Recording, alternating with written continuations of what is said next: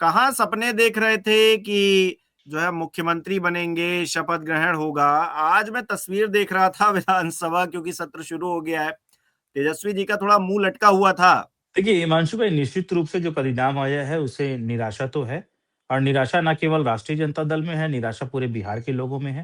पूरे बिहार के हुँ, लोगों का आज भी ये मानना है हिमांशु भाई कि वोट तो बिहार की जनता ने बदलाव के नाम पे दिया ही है। और जो हुँ, प्रो एंटी इनकम्बेंसी को प्रो इनकम्बेंसी में बदलने का काम भारतीय जनता पार्टी और खास तौर से इलेक्शन कमीशन के लोग ने किया है, वो सवाल के घेरे हुँ, में तो आज भी है। और लोगों को आज भी यकीन इस बात का नहीं है कि जो रिज़ल्ट आया है, जो परिणाम आया है, वो वाजिब और वो सच्चाई है, वही वाजिब है, वही हुँ, असलियत है, ऐसा आज भी लोग नहीं मानते हैं। और देखिए कि भारत के इतिहास में, लोकतांत्रिक इतिहास में, ये पहला ऐसा चुनाव होगा, ज्ञानेश गुप्ता जी के नेतृत्व में जो चुनाव हुआ बिहार के अंदर, वो सबसे ज़्यादा संदेह के घेरे में खड़ा हुआ। और एक बार भी ज्ञानेश गुप्ता जी ने चुनाव आयोग पे लग रहे आरोपों का खंडन करने का कोई प्रयास नहीं किया। उनका ऐसा मानना है कि आप लोग जो बोल रहे हैं, बोलते रहिए। ज्ञानेश गुप्ता जी की वही रवैया है कि जैसे एक तरफ सत्ता पक्ष की या सत्ता में बैठी हुई पार्टी के सामने विपक्ष की पार्टियां चिल्ला रही है कि किसी बिल का, किसी विधेयक का विरोध कर रही है, मगर उसके ऊपर कोई सुनवाई नहीं, कि हम उसके एजेंडे में होता है कि इस शान बिल को भाई, हमें मैं इन पास तस्वीरों करना। तस्वीरों शान भाई, ये सब बातें बहुत बार हो चुकी हैं और बहुत सारी बातें जो है निकल कर सामने आई हैं। लेकिन मैं इन तस्वीरों पर आपसे कमेंट चाहूँगा। एक तरफ नीतीश कुमार हैं, देखिए किस तरह से वो हाथ हिला रहे हैं, किस तरह से वो अपना रिएक्शन दे रहे हैं। दूसरी तरफ तेजस्वी यादव कहीं न कहीं बहुत दुखी नज़र आ रहे हैं। अब देखिए, चुनाव हारना-जीतना ये लोकतांत्रिक प्रक्रिया में सिक्के के 2 ही पहलू होते हैं, या तो आप चुनाव जीतते हैं या हारते हैं। लेकिन इतनी मायूसी, मतलब ये जो आपके कार्यकर्ता हैं, उनको क्या संदेश देंगे फिर आप? नहीं, हिमांशु भाई, इस तस्वीर को आप थोड़ा ज़ूम करके जब देखेंगे या जब हुँ, आप नज़रिया बदल के देखेंगे, तो सबसे ज़्यादा मौजूदा समय में जो दुखी हैं, वो नीतीश कुमार जी हैं। नीतीश कुमार जी के साथ आज जो हो रहा है और जिस प्रकार का सदन चल रहा है और जो मीडिया में नैरेटिव चलने लगा कि बिहार में हुँ, योगी मॉडल लागू हो गया, बुलडोज़र मॉडल लागू हो गया। क्या नीतीश कुमार जी इन चीज़ों से उनकी आइडियोलॉजी अब मैच करने लगी? ये तो अब बिहार के लोगों को बताना होगा। या हुँ, मीडिया में इनको अपना क्लेरिफिकेशन देना चाहिए। दूसरी बात है कि जिस तरीके से जब नीतीश कुमार जी 20 सालों से जिस मंत्रालय पे उनका दबदबा रहा और जिस मंत्रालय की वजह से बिहार में लोग उनको जानते हैं कि भाई सुशासन की सरकार लागू किया, नीतीश कुमार जी की पुलिसिंग बहुत अच्छी रही, जिस पे वो हुँ, गुमान करते थे, अपने आप का घमंड करते थे और जो उनका सबसे बड़ा यूएसपी था, आज वो उनसे छीन लिया गया।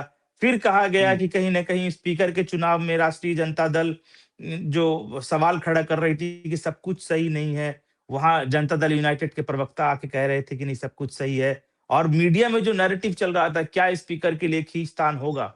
और हुँ, स्पीकर की कुर्सी भी अब भारतीय जनता पार्टी को चली गई। जो राष्ट्रीय जनता दल और हम हमारे लोग से ये मानते थे कि इस बार जो नीतीश कुमार जी हैं, वो सिर्फ़ और सिर्फ़, वो मान के चलिए आप कि वो हाथी के दाँत हैं, वो सिर्फ़ दिखाने के। शान परवेज़ जी, अभी मनीष जी एक बहुत इम्पोर्टेंट बात कह रहे थे, तब आपका शायद नेटवर्क जो है चला गया। वो ये कह रहे थे कि नीतीश कुमार को सबसे बड़ा झटका तो तब लगा, जब आरजेडी पार्टी 25 सीटों पर सिमट गई। यानी कि आपने तो संभावना ही खत्म कर दी। अगर आने वाले समय में सरकार बनाने की कोई संभावना होती, तो आप कम से कम इतनी सीटें तो ले आते कि नीतीश कुमार को आप जो है अपनी तरफ कर पाते। अब ऐसी परिस्थिति है, जहाँ पर नीतीश कुमार चाह कर भी आपके पास नहीं आ सकते, बीजेपी तो फँसा ही लिया है उनको। देखिए हिमांशु जी, ये तो जो स्क्रिप्ट लिखा गया था, आप जो लगातार गृह मंत्री आकर या भारतीय जनता पार्टी के बड़े-बड़े नेता आकर बिहार हुँ, चुनाव में कह रहे थे कि 209, 208, तो 209 हुँ, और 208 का जब आंकड़ा को आप समझेंगे, जब उसको डिकोड करेंगे, तो उसमें हुँ, ये था कि नीतीश कुमार जी की जो जो पार्टी है, वो कहीं न कहीं और नीचे चली जाएगी। और अगर Bharatiya Janata party 95, 96 seat cross कर जाती, तो क्या हुँ, भारतीय जनता पार्टी को नीतीश कुमार की ज़रूरत होती? तो ये जो स्क्रिप्ट लिखी गई थी, ये स्क्रिप्ट उस तरह की लिखी गई थी कि भारतीय जनता पार्टी को 95 से 96 चाहिए और नीतीश कुमार को यूज़लेस बनाकर बाकी अपने छोटे-छोटे एलाई पार्टनर्स के साथ में चुनाव की तैयारी जो की गई थी, वो उसी तरीके से की गई थी। मगर हुँ, अनफॉर्च्यूनेटली लोकतंत्र में कभी भी कुछ भी करबट हो सकता है, तो मैं ये बार-बार बोलता हूँ कि भारतीय जनता पार्टी ये चुनाव जीती नहीं है। भारतीय जनता पार्टी ने एक्सेस मैनिपुलेशन के बाद भी उसको जो आंकड़ा चाहिए था, जो उसको फिगर चाहिए था, जो उसको मैजिक नंबर चाहिए था, वो उसके हक में नहीं है। और जो आज हम सारा जो डिस्कस कर रहे हैं, if, but, prawns and cons, वो सारे इसी वजह से कर रहे हैं क्योंकि उसका जो मैजिक फिगर था, जहां वो जाना चाहता था, वहां वो Bharatiya Janata party election commission की मेहरबानी के बावजूद भी नहीं पहुंच पाए।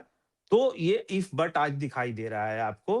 अन्यथा शान जी, भारतीय मैं जनता ये पार्टी जानना ने चाहता हूँ, नीतीश आप ये कुमार कह जी रहे को, हैं हिमांशु भाई, शान भाई को शान भाई पूरी तरह से शान निपटाने का पूरा उपाय लगा दिया था। शान जी। भाई, मैं ये कह रहा हूँ कि ठीक है, आप कह रहे हैं वोट चोरी हो गई, लेकिन वोट चोरी को लेकर कुछ आगे करिएगा या फिर हार मान के बैठ जाइएगा? तेजस्वी देखिए जी जो बहुत है वो क्या प्लानिंग कर रहे हैं, कुछ ज़रा बताइए कि क्योंकि कहा गया है जब कांग्रेस पार्टी की तरफ से कि हम 2 हफ्ते के बाद, मतलब जब नतीजे आ गए उसके बाद कहा गया कि 2 हफ्ते के बाद हम भाई बिहार को लेकर बहुत बड़ा खुलासा करेंगे। आज तक कांग्रेस पार्टी ने कोई खुलासा नहीं किया। आपकी पार्टी और कांग्रेस पार्टी ने मिलकर क्या कोई जॉइंट बातचीत की कि भाई वोट चोरी हुई है तो इसको लेकर हम कैसे खुलासा करेंगे, या फिर आपने नतीजे देखकर जो कहना था वो शुरुआती दौर में कह दिया और उसके बाद ठंडे बस्ते में चले गए?